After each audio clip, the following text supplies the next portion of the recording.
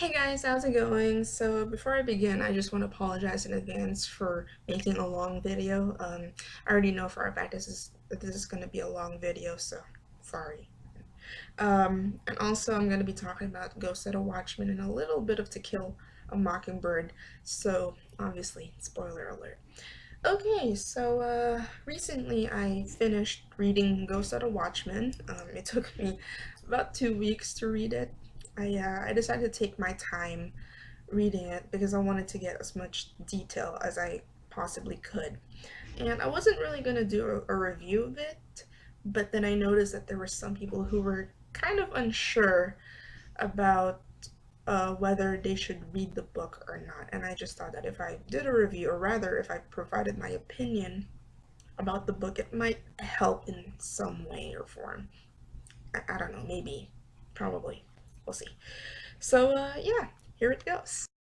Okay, so first and foremost, I like that although Ghost of the Watchman is different from To Kill a Mockingbird, it still had the same kind of theme, I guess, with To Kill a Mockingbird in the sense that it showed Scout maturing. For those who don't remember, in To Kill a Mockingbird, the story was told through Scout's perspective, and as the story went on, you can kind of see her mature in a way that she gradually began to understand the things that were going on around her. And Ghost of the Watchman, it was kind of the same thing, but the only difference is that she's now an adult, and the transition that she was going through in Ghost of the Watchman is not really from, a child to a slightly smarter child, but really as someone who's going through adulthood and kind of starting to step into this world.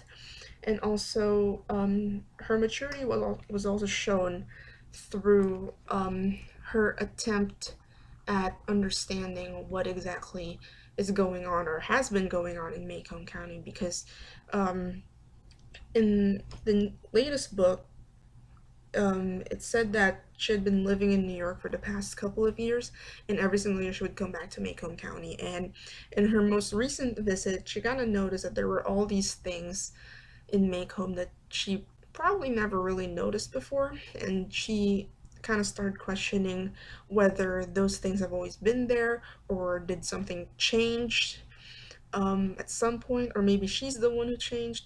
And so yeah, like I liked how both of the books, although they were different, kind of told the same story.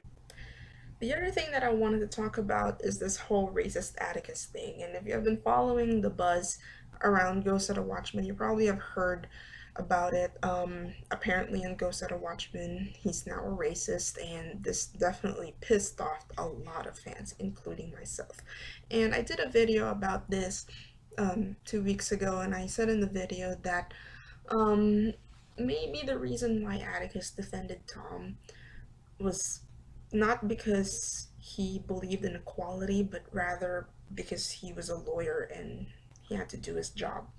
Um, he was given a task of defending Tom, and he did because that was his job.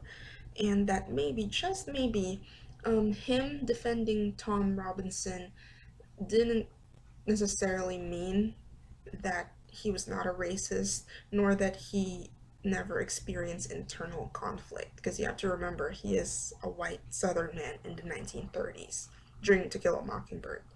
So, yeah, there's definitely that possibility. And I didn't do that to justify his racism in Ghost of the Watchman, but rather to kind of soften the blow, so to speak. Because, like I said, many people got pissed about this, and I guess I just kind of wanted to lessen people's anger towards Atticus and towards Harper Lee and towards the book in general.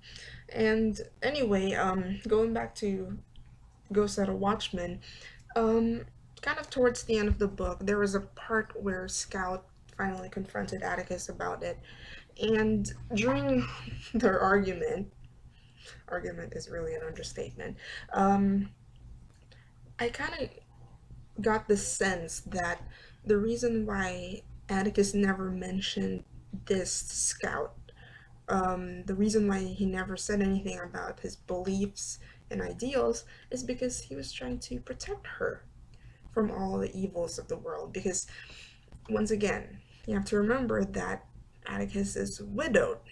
You know, his wife died and he was left with these two young children. And of course, being their only remaining parent, he still, had to do his job as a parent. It's just that unfortunately, he didn't have his wife there anymore. And so he was kind of left with raising them.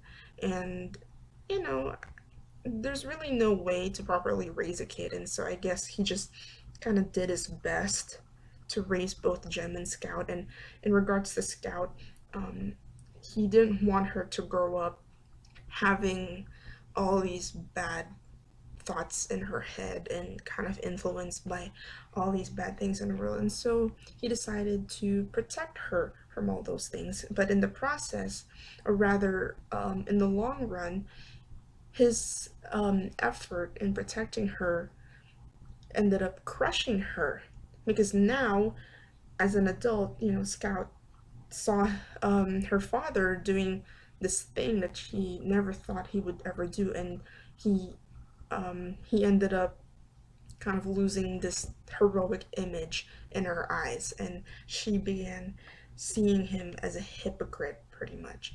And yeah, that's what I got from that part of the story. And the other thing was, a little bit further towards the end of the book, there was a conversation between Scout and Uncle Jack, and he kind of mentioned that the reason why Atticus never really seemed mad about Scout kind of calling him all these things was because he wanted Scout to have a separate identity, because she grew up pretty much worshiping Atticus and seeing him as this godlike figure, pretty much, and she based her whole life on Atticus. And now that she's an adult, they kind of wanted her to be her own person and to stop being like Atticus.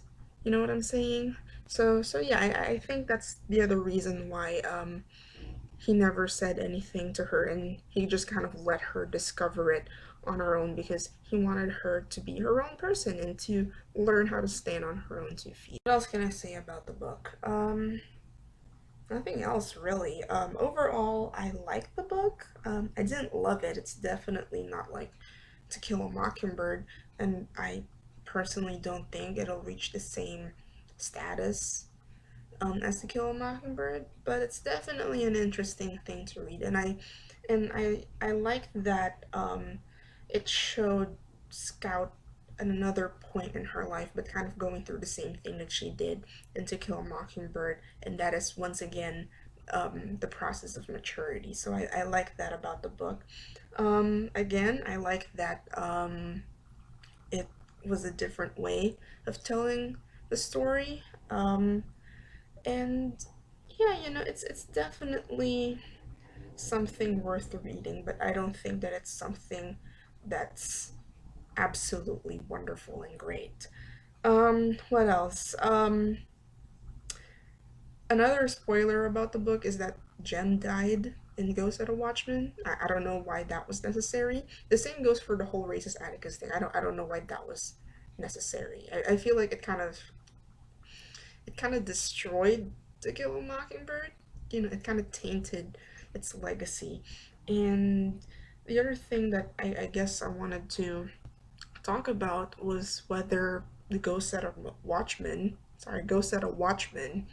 should have been released in the first place. And I was thinking about this kind of a few days ago, and I thought that, maybe on one hand it shouldn't have been released, because remember that Ghost at a Watchman was written before To Kill a Mockingbird, and this was what Harper Lee initially turned into the publishers, and they rejected it. So I was thinking that maybe there was something in Ghost at a Watchman that other people saw that Harper Lee didn't. And also, Harper's older sister, Alice, kept the draft of Ghost of a Watchman in like a safety deposit box, if I'm not mistaken, or whatever it was. She kept it somewhere for decades until the day she died, and it only came up um, when I think Harper's lawyer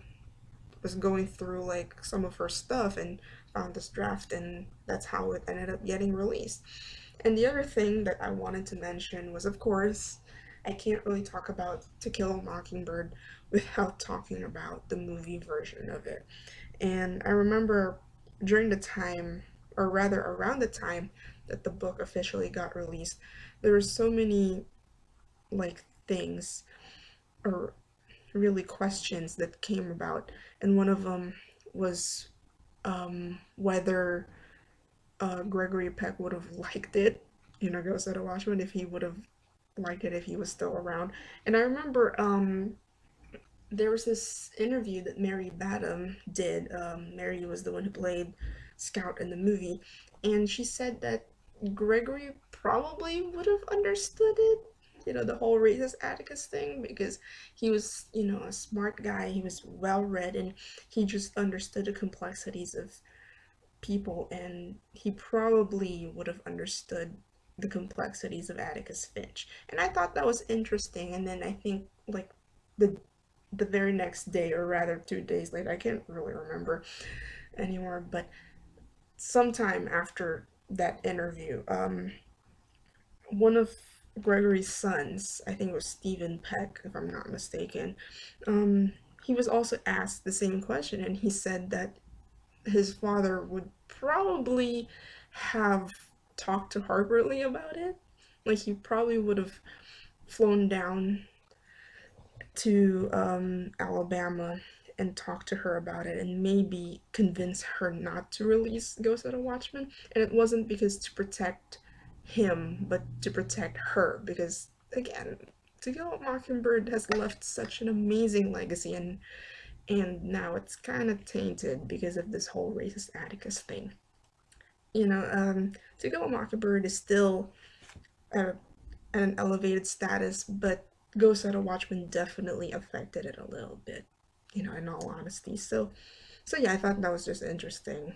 Alright, that's pretty much it. Thank you guys so much for watching, and once again, I'm sorry for making such a long video. Also sorry for being kind of awkward in front of the camera. Like, I wrote some stuff down so that I don't forget what I'm gonna say, but I still messed up every now and then, so whatever. I'm just awkward like that. Anyway, once again, thank you guys so much.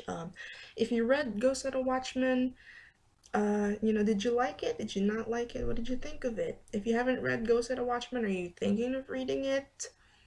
I suggest you do. It's definitely an interesting book to read, as I mentioned earlier. So, yeah, thank you guys again, and bye.